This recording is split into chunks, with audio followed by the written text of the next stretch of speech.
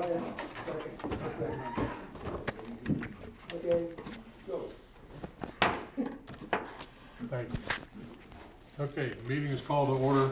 The regular meeting of the Board of Directors of the 20th Falls Waters is called to order at 4 p.m. Wednesday, September 24th, 2025. This meeting may be viewed on the district's website at www.29fallswater.net. The board reserves the right to discuss only or take action on any item on the agenda. Please make sure your cell phones are still turned off. And roll call, please, Cindy. Director Arthur? Present. Director Bowden? Here. Director Cosmo? Here. Director Leader? Here. Director Woods? Here. Next on the agenda is our Pledge of Allegiance. And I'm going to ask one of our audience members, Susie Horn, if you'll lead us in the Pledge of Allegiance.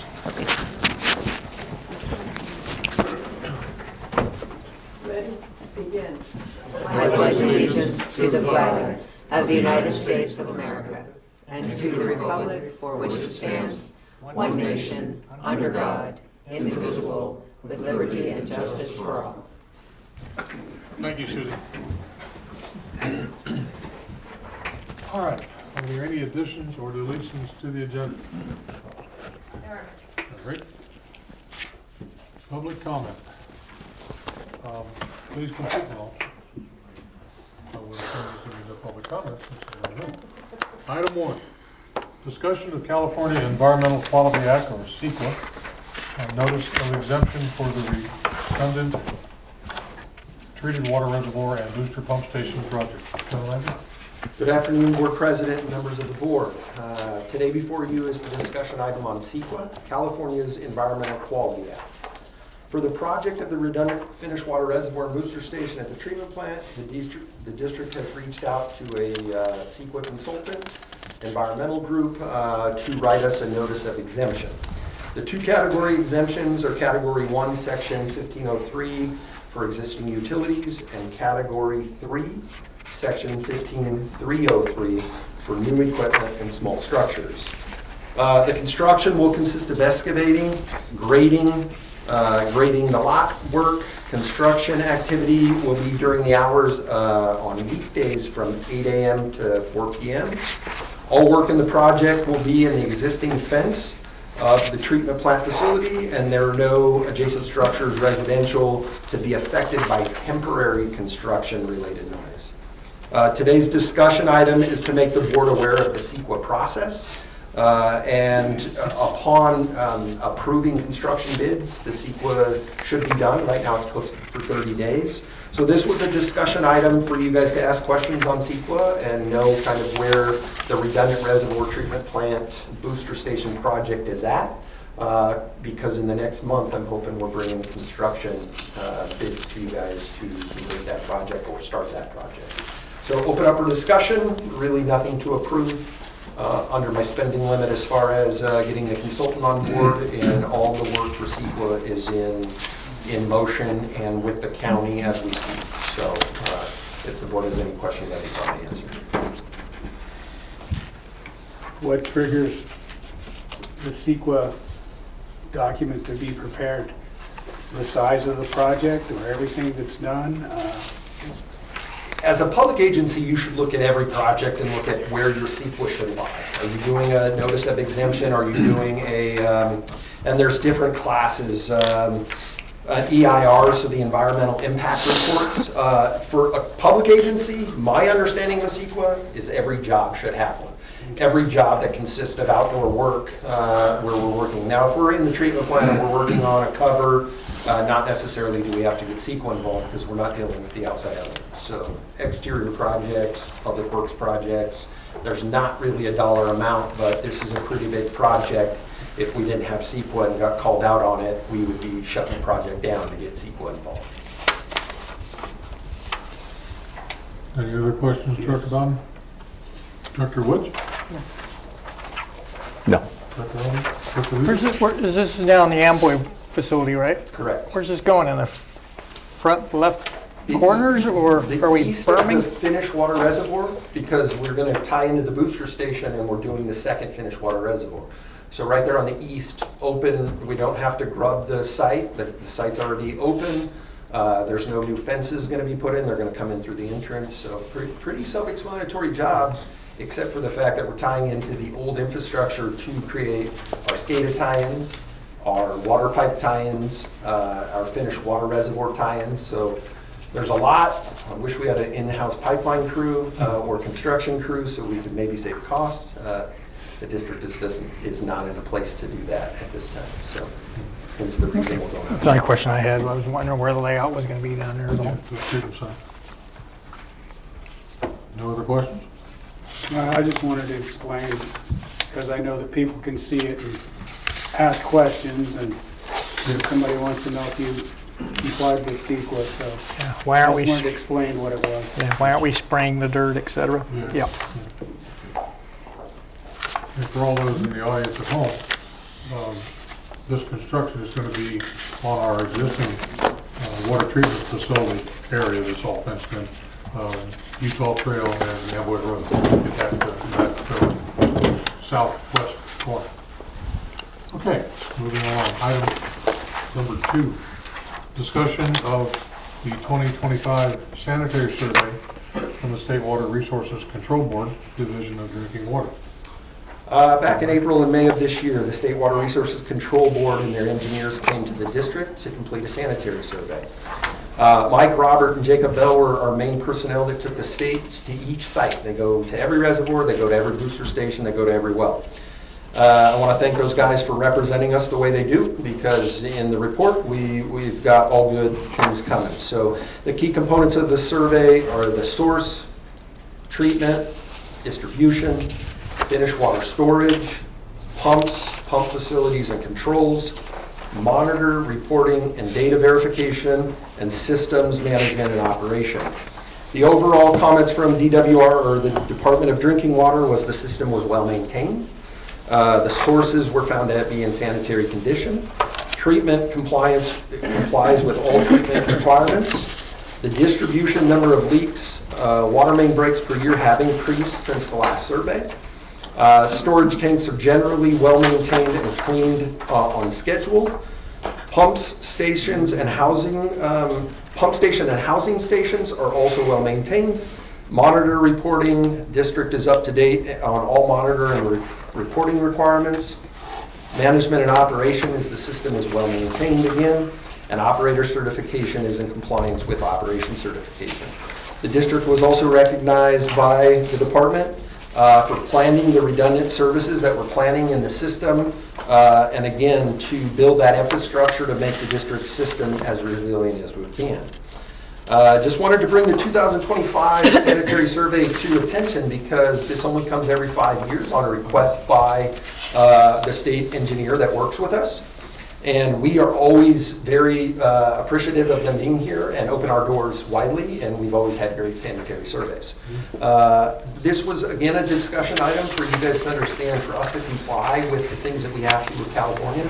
There are tons of things out there that come up, and they just call and say, hey, can we come in for 2 months? So they were here for a long period of time, and like I said, Mike, Robert, and Jacob did a great job escorting her around and knowing that she had full range of all of our files, all of what we do as far as even the cross connection and internal plans. We got a really good report record back, and I just wanted you guys to see that. Yes, good. Thank you for that. Questions, comments, criticism, concerns? Director Woods will start with you. Thank you. I have 3. So it does say in the letter from the sanitary survey that this is what I received here is a summary of the findings. Is there a full report? Yes, there is. Is that full report available to the public? Not necessarily. It is a report that we're getting from our engineer. You guys definitely have hands on it. The report was pretty extensive because there's little things on those reports. So as we do a sanitary survey with the state, they can say, hey, we don't want a hose bib here anymore. That's been there for 25 years. They kind of write it up. So Mike, Robert, and staff are currently working on all corrections. Some of them are as much as we went around the reservoir and the asphalt has sloped down in the reservoir. You have a little footing of asphalt around the reservoir. We'd like to see that updated and flushed off. So I don't think the sanitary survey is a big deal to not be to the public. It's something I would check into, though. Oh, okay, that was my first question. My second question is involving the deficiencies. I see that it does say that there were minor deficiencies and that the recommendations were listed in the deficiency list, but I don't have a copy of the deficiency list. Okay. Does that exist? Yes, it does. Okay. And also, the report says that before staff members retire, the division highly recommends that the district make efforts to retain valuable knowledge of experienced operators who've been within the system for many years. What is the plan for that? So the plan for well, not even recruitment.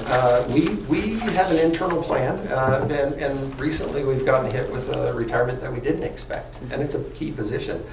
We just put out a treatment plant 1 operator, which is equivalent to a service worker 3 in the field. It's a higher position for our district. Staff does an excellent job on cross-training positions and positions ahead. So cross-training the younger guys that are water quality techs on the treatment side are already going on right now. So there's 2 or 3 interior candidates, and we've also actually put it out to the public. Because the treatment plant 1 is an operator position that you have to do night shifts, 10 hours a day, you do 10-hour night shifts 4 days a week. It's one of those positions that we want to make sure if there is somebody from the outside, they get an opportunity to at least apply with us. And if we go internally, because we feel we may have that position internally, we also then could maybe get somebody from the outside to become a water quality tech on the treatment plant side of things. On the distribution side, we're very young, so that is through some schooling. We promote getting your distribution certifications, and as you progress through your distribution certifications, in our district, you don't just do one thing.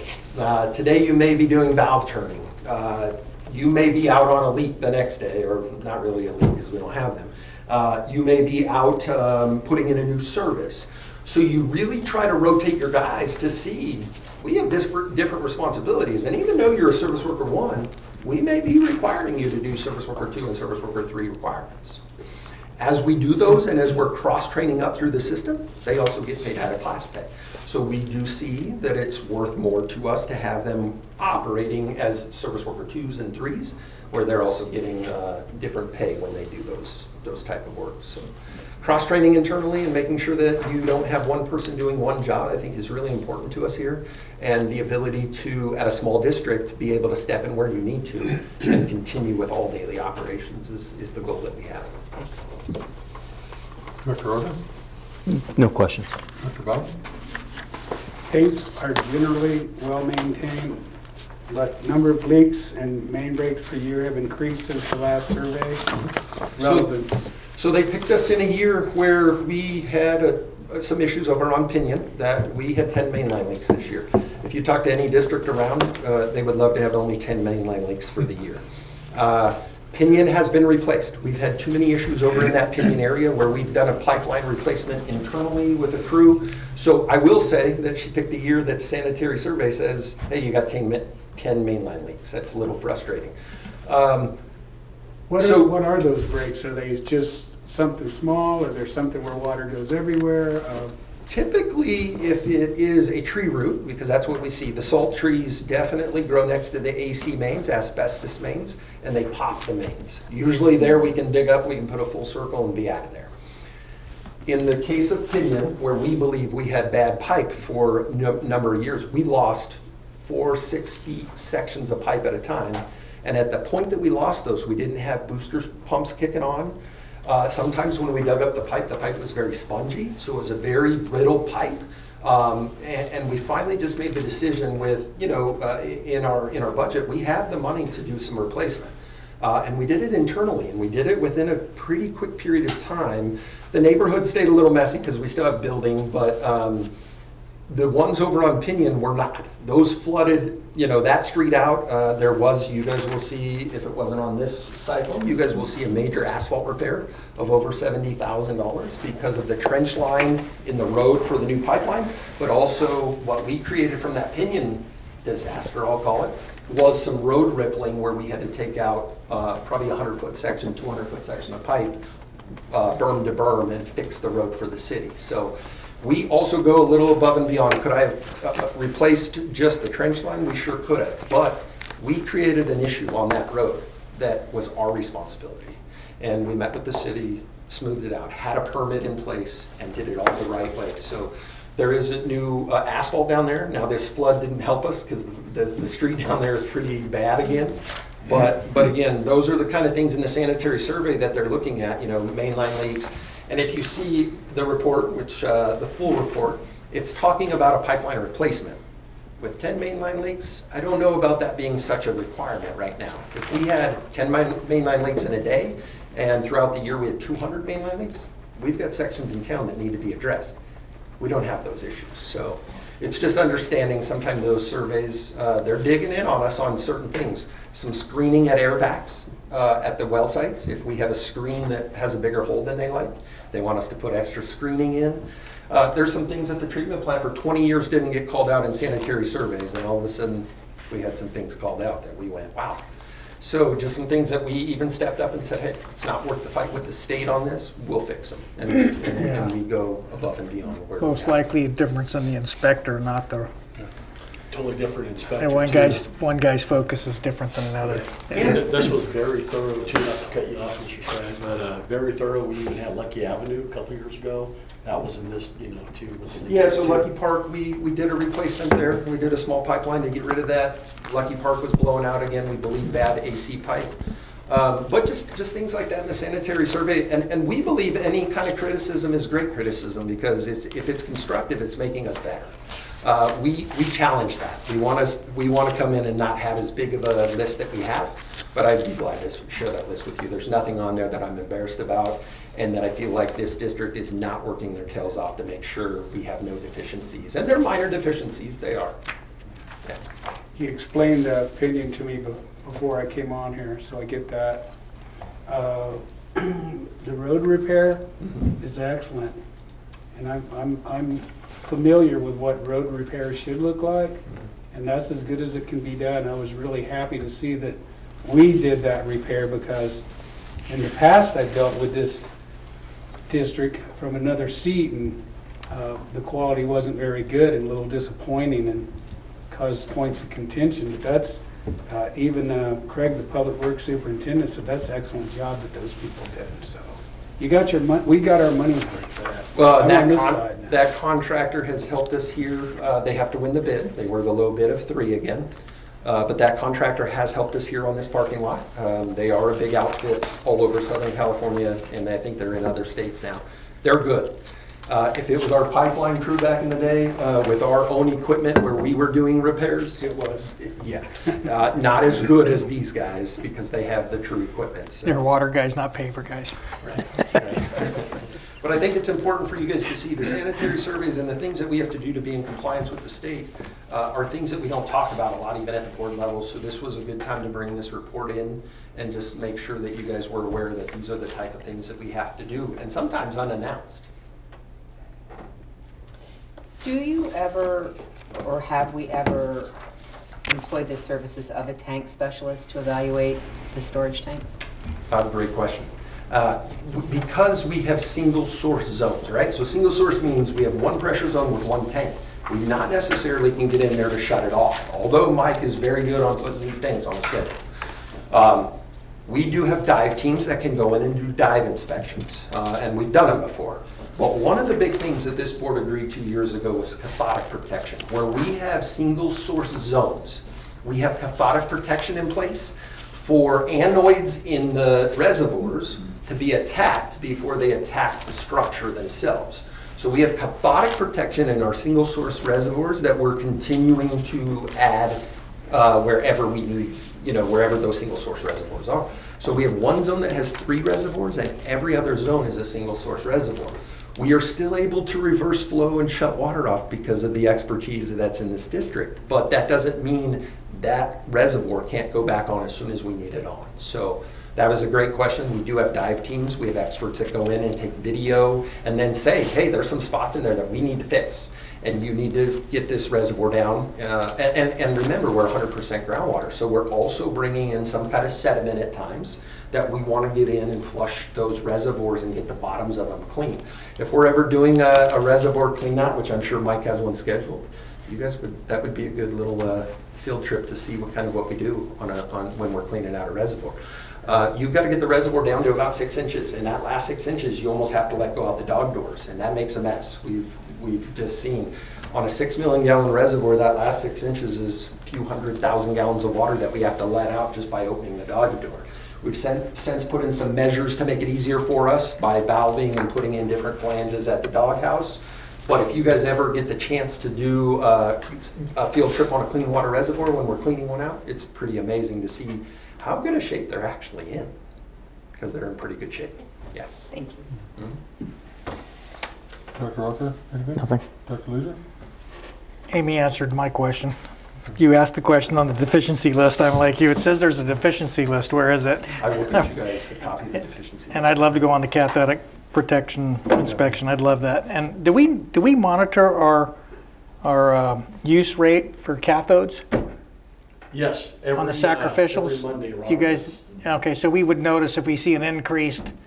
How much does it shift much because of water quality, or is it pretty consistent? It's pretty The consistent. consumption rate. So believe it or not, too, we're not the experts there. We send that to cathodic protection experts that we have a contract with quarterly. They see the numbers and say, hey, we're seeing something we shouldn't see here, or hey, you guys are good, we don't need to do an anoid switch. Right on. And sometimes So we'd those see a guys- trend, then that's what's important. Right, and sometimes those guys will also dive the reservoirs to see what their anodes are looking like. Yeah, but that's important. That would be a good one to come to and see, because there's boxes outside that you take a read. They send off every Monday, and then they get quarterly reads off the anodes, or we get a quarterly report to the contractor. And we have a contract with them. They come out too once a year and inspect everything too. Sweet, thanks. My See, questions I had. This goes back to the statement that was made by the sanitary survey about retaining some of the knowledge of the people that are getting ready to retire. Well, Robert and Mike don't know this yet, but October 1st, we're going to clone them. They do a good job, thank you. Yeah, when Bob walks by and you feel a little prick, just don't pay attention to it. It's just he's taking a sample. Okay, moving right along. Item number 3, review and adjust board minutes, review and adjust board meeting schedule for November and December of this year. Yeah, so typically the board of directors have switched the November and December meeting to stay away from Thanksgiving and Christmas conflicts. So we usually switch that to the third Wednesday of every month. So staff is making the recommendation to move November and December's meetings to November 19th and December 17th. And it's looking for the board to approve that tonight. That means we're going to need a motion. I'll make a motion. And we need a second. Second. Moved and seconded. We have any other further discussion? All those in favor say aye. Aye. Opposed? Thank you. Yes. I'm glad we're able to do that for staff and for the public. All right, item 4 is the consent calendar. Matters under the consent calendar are to be considered routine and will be enacted in a single motion. In no separate discussion of these items unless the board, staff, or public request specific items to be removed for separate discussion and action before the board votes on the mission to adopt. They include the minutes of the regular meeting held on July 23rd, 2025. Remember, there was no August meeting. And the audit list for the months of July and August. Looking for a motion for the consent, or... I move to approve the consent agenda. Approve the consent. Pardon? Approve the consent calendar. I move to approve the consent agenda. I'll second. All those in favor? Aye. Aye. Opposed? Okay. Item 5, there are none. Item 6, management reports. We have personnel due for maintenance. And Superintendent Murphy. Good evening, Board of Directors. The Operation and Maintenance Department performed the following tasks during the month of August.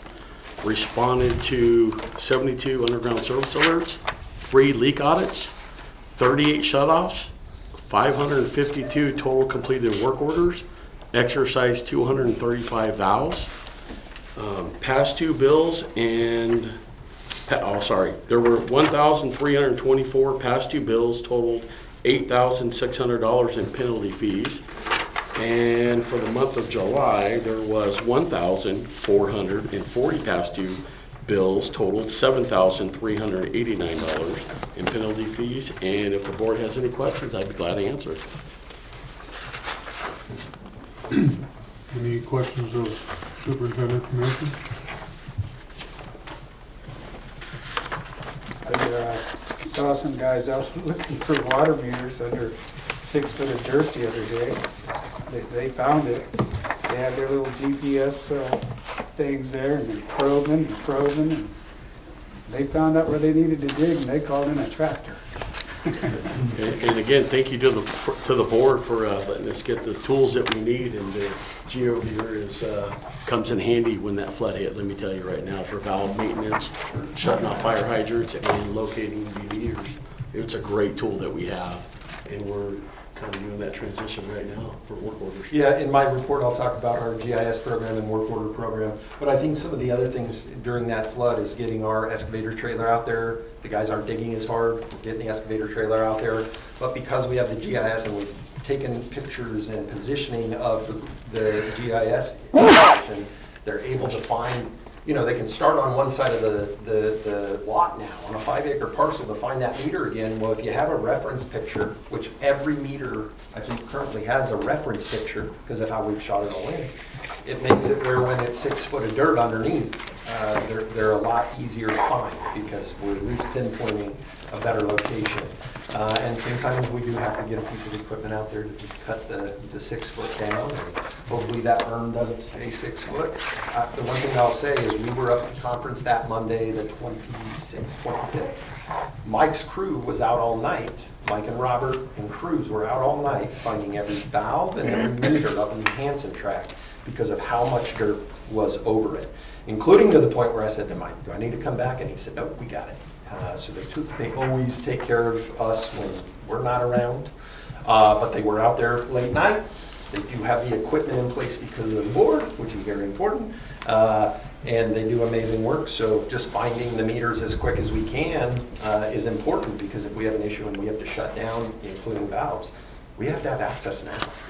We can't wait for the storm to stop. So, and sometimes when water's rushing like that, you almost think that there's a big water main uphill that's broke somewhere. And we've had that sometimes where we're in a flood and we've had a water main expose out in Lear and the water's rushing and we think it's the flood until everything stops and the water didn't stop flushing where we're there. It happens a lot in the storm drain channels as well, where they lost, I think, a kicker on a 12-inch main that comes above the street level and comes back down, and the kicker blew out. And luckily, we are out. We're checking those sites and we're shutting water mains off to not lose a 12-inch main. That's pretty important if you understand the way the system is. We never want to get an alert from SCADA telling us, hey, we're losing water way too fast and what's going on in this region. And we're out there already running around trying to find. We've got a leak somewhere. Who monitors that? SCADA is on SCADA. the superintendent's phones. Okay, I thought you said the state. SCADA, no. Acronym. What's the acronym again? Supervisory Control Acquisition Data something. So Analysis. Tells you when you got a leak. Yeah, so it emails, it sends messages, and we're in the middle of kind of a facelift of SCADA because we're on an old radio control SCADA system that we are also trying to put in an intranet computer SCADA system just to ping and talk to each other. So it's very interesting, hence the reason why we did the internal cameras at the far out sites to see if our radios were pinging the right way. So there was a reason why we were kind of doing this, the computer or the camera system out to Campbell and out to the sites where there is no power sometimes. We have to put them on a solar system. So the crew does a lot when there's a leak going on. Thank you for that 2 months, Mike, appreciate it. And water quality for Supervisor Shelton? Water quality for August 2025, chlorine level in our distribution system averaged 0.41 milligrams per liter. Bacteria samples, we took a total of 53 samples, all came back absent. And fluoride samples, we had 31 samples, and the average being a 1.15 mgl, below the state average of a 2.0. Water production for August, we were plus 2.36 compared to a year ago, and then decreased from 2013, 13.5, 13.68%. We're up a little bit compared to a year ago. questions for Supervisor Shelton? None for me. Thank you, Robert. Thank you, Ron. Appreciate it. Now we'll turn our attention to finance. Scott, you're up. Good evening, Board of Directors. Included in packets today, we have financial reports preliminary for June 30th, 2025. So we get to see the end of the fiscal year as well as the start of the new with our July 2025 reports.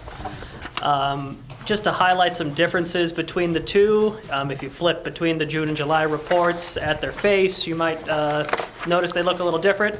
I've made some updates effective July to bring them in line with exactly how the budget was presented, just formatting and overall look of those documents there. But beyond that kind of formatting changes, the overall content of the reports largely remains the same. Only change I would point out on the July report. If you look at, that is page 2 of the July report, our cash and investments. Format of this report has changed a little bit to be more comprehensive, include our separate pension trust on the listing, as well as show the market value of these investments as well as the carrying value on our books, rather than kind of the month-over-month change. I believe the month-over-month change is illustrated well in our profit and loss report, so I don't feel the need to show it redundantly on this report as well. To highlight just some June items as far as how the fiscal year ended. Overall, total revenues at 106% of budget, driven by those non-operating revenues, our capital impact fees and reimbursed expenses for various insurance, hit hydrant type items, pushing us over budget there. Total expenses at 98%, pretty spot on for the year, very happy with that number. And capital trending a little low as it takes time for some of these projects to get moving, that we intend to get a lot of them done in fiscal 26. July reports, aside from the formatting change, July as the first month of the year is always minimal activity-wise. I don't have anything particular to note on those July reports other than the new look. With that, happy to answer any questions of the board. Any questions for our financial consultant? None for me. Nothing. Dr. Brown? I like to respond. Thank you. That's very nice, very professional. Much easier to read. That's good. Glad to hear it. Okay, and now the report from our general manager. I just want to take this time to thank Director Coghill, Leeser, Arthur, and Bowden for attending the CSDA annual conference up in Monterey, August 25th through 28th. We are working, we will get Director Woods at this conference. There are things there that are amazing. So I just want to point out the keynote speaker was Joe Theismann and Brad Montgomery. The breakout sessions I attended, the most common legal questions special districts ask, a general counsel's perspective. Arms wide open, managing conflict. Hold on. Arms wide open, managing conflict and public protest when there is increased rates. Huddle up, new and future general managers meeting. Cultural relevance, community engagement, Waterwise Loteria. Procurement and public contracting, to bid or not to bid, and there was many more. But from the breakout sessions to the keynote speakers to all the things that we get to do at the conference, the executive showcase, meeting up with other general managers and other board of directors of districts that I've now formed relationships. The CSDA conferences are very inspirational and very special district experiences that have always been important for my growth. So I want to thank you guys for coming, representing 29 Palms Water District. I think it's important to do these kind of conferences, especially special district CSDA conferences.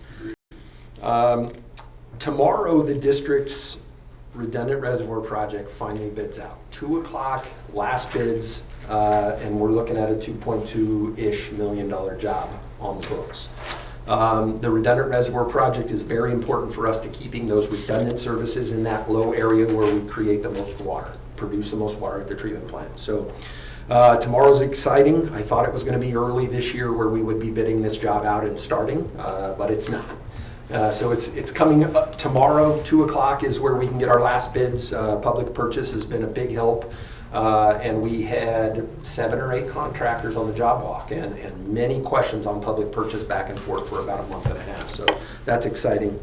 The district wants to thank KJ. Mike and his team have completed the 2024 water loss audit. And part of that audit is getting a third-person validator in to say you guys have either done or not done the process right. So it's taking produced water compared to meter water. So Mike, Victoria, staff on the water loss audit is complete. We turned it in almost 2 to 3 months early because there wasn't much more we could do on it. So I just wanted to thank the validators. We work with eSource, a third-party validator on that project, and it came out very well. Do we understand the water loss audit totally, how the state scores it?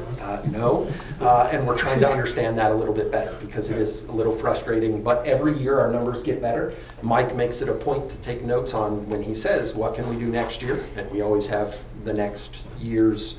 We're already trying to figure out how many meters are in every zone compared to the average PSI, work a calculation and get maybe a better score. So water loss audit is huge in California, especially because conservation is a way of life, is a regulation that we're up against. So I wanted to just bring that to your attention.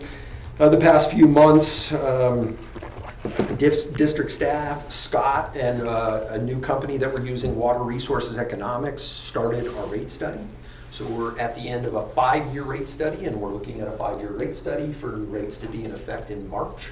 So we had a conference with them today. Things are going pretty smooth there. A lot of questions. Again, Victoria is, as the new office manager and the bookkeeper, is brought in to see there's a lot of moving parts when we're talking about a rate study and where we fall. Well 11B desktop study. You guys approved a desktop study for Well 11B and Chrome 6. We should be getting kind of the end of those reports. We're in the review process, but we did kind of approve another step for Kennedy Jenks to go after some grant money for Chrome 6. We need to get to our Chrome 6 compliance plan if we're going to use that well. I know during the talks of that desktop study it was asked, why don't we wait a bit? And that may be an approach we take. If it's too much money to treat that well, and we have a new well in the next 2 to 3 years in budget, we may be shutting that well down and trying to see if it costs too much to treat for 300 gallons a minute. So that study should help us, and the numbers I see are very kind of disturbing on how high to treat for 300 GPM. So KJ is going to help though with grants and low interest loans, because that's the portion of California that you go through when you're looking for those loans in this area. This month was very important to district staff. We are kind of getting rid of work orders paper. So our integration with our GIS and our billing system Springbrook has happened. During billing cycle where there's 500-600 work orders out, guys are getting assigned a tablet, certain routes, you go finish them, no paperwork involved. This is a big step for this district. Now don't get me wrong, we still have to have backup and know where we have to go if those systems are down. But it was pretty neat to see even this young crew pick this up fairly easy and then understand when this young crew was talking about we need this kind of stuff in our trucks and why.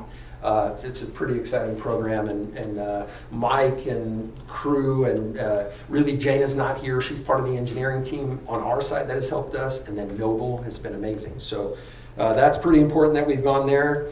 And just so you guys are aware, currently the district has 3 positions out. Service worker 1, customer service 1, and a treatment plant 1 operator. Again, trying to stay above retirements, especially when they're thrown out our way and we don't really expect them. The district is not going to sit back and wait for us to make those positions. So we are working on getting everybody into the district and getting the district fully staffed. So if you guys have any questions, it was a busy 2 months. I'm sure I left a few things out. I would like to say that I was here one day and I got to see one of these new people teach the old dogs some tricks when it comes to these computers. Mm-hmm. So even though they do know have a lot of knowledge, there's going to be a lot of knowledge in the future that's accessible by people that know how to work those kind of things better. Yeah, that are adept at it. Yeah, it was, The other guy had another thing that was on paper, and he could pull it out and go right to it, where another one just hit a button on a computer. There's a picture. So I'm gonna be honest, Rob, Minitry, and I'm not myself, saying who I I'm gonna tell you who's petrified of Jenna the new was in it, so system. you know what she's Yeah. down. The old guys are definitely intimidated by the system. Well, the old guys This- need to become agile dinosaurs to chase the little raptors. And watching them, and also now the guys out in the field can create work orders. We're slowing down that process a bit because now they want to create more than they want to fix the work order they're at. But it is pretty neat to see the change here, right? Change is hard anywhere you go. But when you finally flip the switch and say, if we need people to buy in, this district does a really good job at buying in, including the employees. One of the other things that I'm not talking about is we have just implemented within 3 months a time clock management system. Petrifies to the T because we still did paper time cards. And I've stayed away from that system. Cindy is really the pusher on that. She's brought it here, she's made it workable, and we're not doing paper time cards. And if there's overtime questions, they're being resolved before the Monday that payroll goes out. So just the things that this district is doing in a really short period of time, it's exciting, it's a little scary, but we're making the transitions as smooth as we can, and we're doing it together, right? The employees that have been here for a longer time compared to the new employees that are training us, I'll say, have really made this transition not as hard for us as management to say, wow, this is going to work. So it's pretty cool to see. So That new system why Mike and I had to come in to sign a single check. It got missed. yeah. Well, that was kind of an employee small issue. We don't get too many calls to come Yeah. sign a single check to get the payroll out. That was an issue with the employee, former Hey, employee. it was refreshing not to come in for a whole stack. That was your guys' rotation. So Did you figure out what was going on with that truck? yes, actually the repair's been made. The truck got back.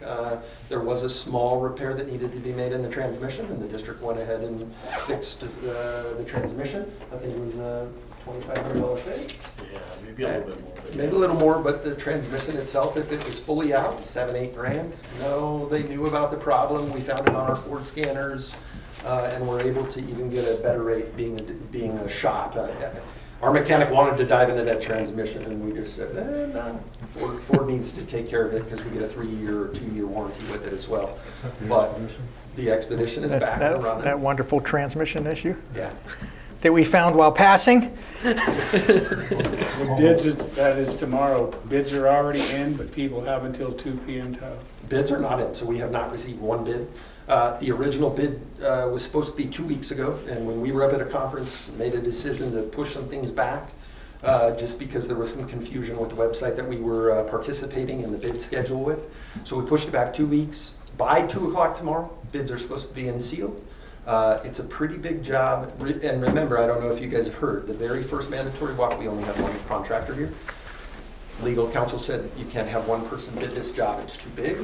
We had to then create a second mandatory bid walk and kind of do some personal reaching out to companies that could come. So we had 7 more people at the second bid walk. I'm hoping we get anywhere from 6 to 8 bids tomorrow. That's At what this I'm time, really- you don't know if you'll get any. This time you don't know if you'll get any. That's the truth. Which brings me to my question. What happens if we don't get any by 2 o'clock? What happens then? There's a couple things. You can go back out to bid. You can really, going back out to bid is just putting it back out there and trying to, you do some research like we kind of did on the second mandatory bid walk. If you don't listen, the bids may come back and it may be out of our range as far as what we're expecting for the budget for 2 years. It may not be a project that we look at right now. It's very important to this district to get the redundant reservoir in place. So I'm hoping we're right in that 2.2-ish. I even think 2.2 is a little high. It is a booster station building. It's 2 booster stations. It's a reservoir. It's grading work. It's tie into the systems. There's a lot of work there. So Contractors are aware of what our cost analysis is also, right? yeah, so they've asked for engineer estimate is what it's called. They've asked for it. And again, remember, this was the web job, web engineering. That was almost a $200,000 engineering job. Yeah. So again, we're going to add that to construction. construction costs. We're gonna be in that even, you know, a $100,000 extra, so. But we've got construction in the budget for about 2.2, 2.3, and I'd love to see it a little bit lower, so, Exciting times right now. yeah. Any other questions? All right, well, thank you very much. At this time, we're going to go into closed session, conference with legal counsel, anticipated litigation. With that, we'll be adjourned to... Second. All right. So, call the meeting back to order. We're coming out of closed session with nothing to report. Can I make a motion to adjourn? Let me ask your director's comment. Not yet. So, future item, agenda item number 8, future agenda items and staff tasks, director's comments and reports. Director Woods, I'll start with you. She makes a motion. Since you're chomping at the bit.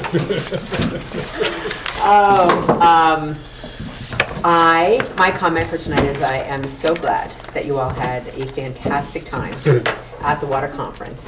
I am so disappointed that I could not attend, but I have to make the revelation that I was not able to attend because it was our first school board meeting of the year.